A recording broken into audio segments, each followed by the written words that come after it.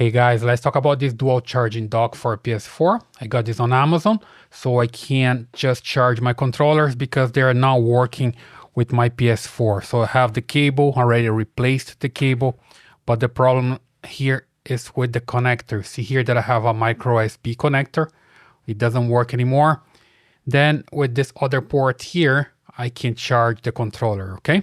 So here, let me just show you that I have the controller.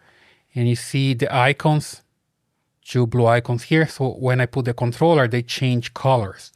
And you see here, there's this part that I just need to slide the controller here. Let me just show how it works. So basically, I just put it here. That way. Then I force a little bit here. And you see now it changes here to red. So it's charging, right?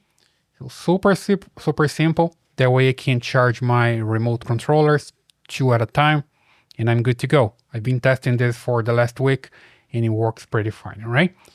I got this on Amazon. I highly recommend it. And if you like this video, just please give your thumbs up, subscribe, and I see you in the next one.